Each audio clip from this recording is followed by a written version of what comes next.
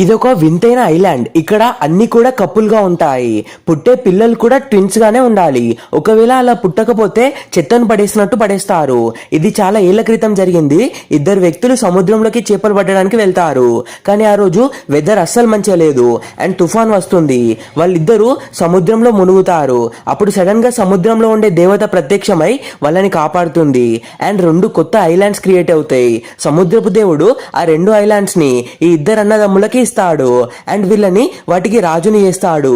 కానీ ఒక కండిషన్ పెడతాడు, ఈ ఐలాండ్ లో అన్ని కూడా కపుల్ గా ఉండాలి, అదేదైనా సరే అని. ఒక్కటుంటే మాత్రం దాన్ని ఐలాండ్ లో ఉండనివ్వరు.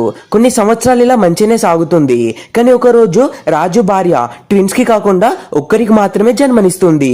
దీన్ని చూసి రాజు భయపడిపోతాడు అండ్ పిల్లోడిని పట్టుకొని సముద్రపు దేవుడి దగ్గరికి వెళ్తాడు అండ్ దేవుడికి ఇచ్చేస్తాడు.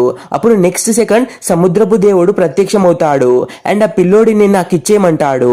ఇతను భయపడిపోయి పిల్లోడిని తీసుకొని అక్కడ నుండి వెళ్ళిపోతాడు. ఇప్పుడు ఇతను బ్రిడ్జ్ పై నుండి వేరే ఐలాండ్ కి వెళ్దాం అనుకుంటాడు. ఎలా అయితే అలానే గాని అని ధైర్యం చేసి ముందుకెళ్తాడు. కానీ అప్పుడే ఇంకొక వ్యక్తి ఇతనికి అడ్డు వచ్చి గుద్దుతాడు అండ్ ఇద్దరు కింద పడతారు. లక్కీగా పిల్లలకి ఏం కాదు. రాజు తొందరగా లేచి పిల్లోడిని ఎత్తుకుంటాడు.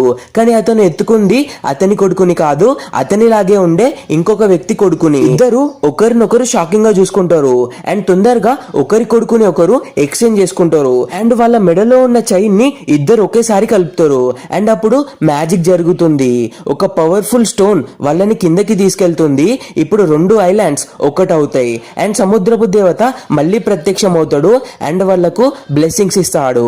ఇప్పుడు రెండు ఐలాండ్స్ కలిసి మంచిగా హాయిగా కలిసి మెలిసి ఉంటాయి.